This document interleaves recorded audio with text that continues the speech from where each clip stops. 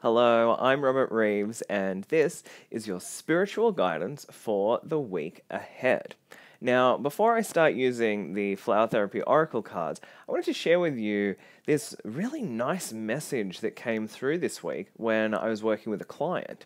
So what I do, I'm working with my clients and I'm just bringing through the information that the angels share with me. It's a message for my client, of course, but also sometimes I think it's a message for me. And if it's really powerful, then I make sure I remember it so that I can share it with you as well. And this week what they told me is they showed me a vision of the ocean first. And they said that our breath as we breathe in and out is just like the waves on a beach going in and out. Okay, and I liked that. I thought that was nice to start with. But then they showed me that what we do when we're walking along the shoreline is we leave these footprints behind us. And then as that wave gently comes in and then it recedes back into the ocean, it's like it removes all traces of our feet being there, doesn't it? It's like it's clearing away that energy. It's making it a nice, clean slate.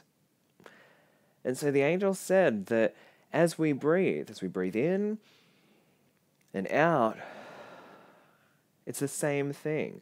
So if we feel stressed, anxious, fearful, if we're overloaded and overwhelmed with worries and useless thoughts, then all we need to do is take in a nice deep breath and exhale.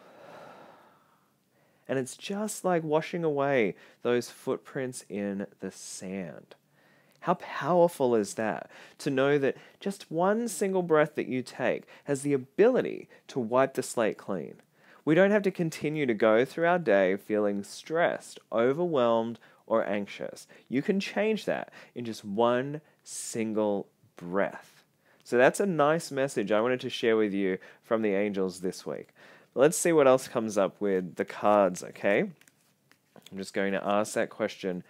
What do we all need to know for this week ahead?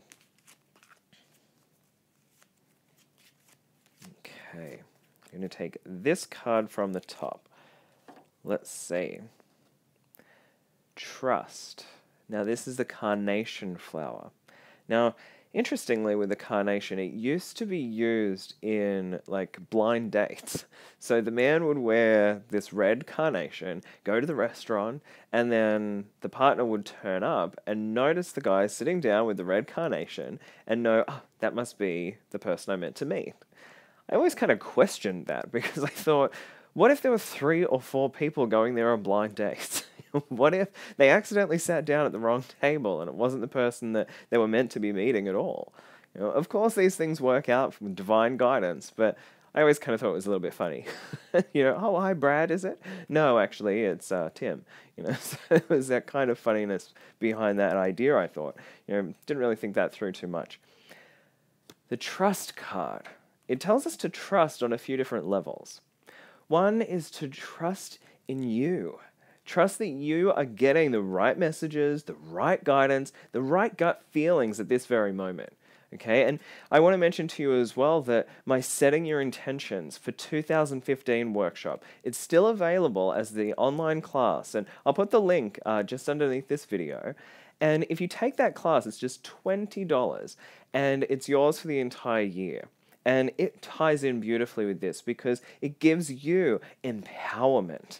It teaches you how to embrace who you are and what you have and have the courage to take that next step in your journey. Move that one step closer to your dreams right now. So you can find out more about that in the link below. But it reminds us, this card says, to trust. Trust our gut feelings, trust the guidance that we get, and know that any big decisions that you want to make, you can also trust that you will be watched over, that you'll be guided through that whole experience. You are never walking this path alone. And so your angels are also saying to me right now that this has come up because we might have doubted that our angels were actually hearing us. Okay, we might not have been trusting that those prayers have actually been reaching heaven. This has come up today for you to let you know that they have. Your prayers have been heard. They're also saying that for those of you who have lost loved ones in the last week, this is a sign from them to say that they are okay, and that you can trust that you have done the very best that you can. Okay, it's a lot of powerful message comes through just that single word of trust. Okay? And this week, I want to ask you to trust yourself, to trust the path that's ahead of you, and just go with your guidance. Go with the flow. It's like being in a river's current. If you're going with the flow, then it's easy, when you start to propel forward with some speed. But if you're going the wrong way, it's hard. It's exhausting and draining. Don't do that to yourself. Make sure you're having lots of fun along the way. Right? Just look at what I've done today. I have this shirt and it already has like glitter in the shirt, but that wasn't enough.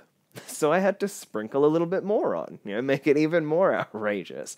Because why not? I say, why not? God and the angels have created us unique for a reason.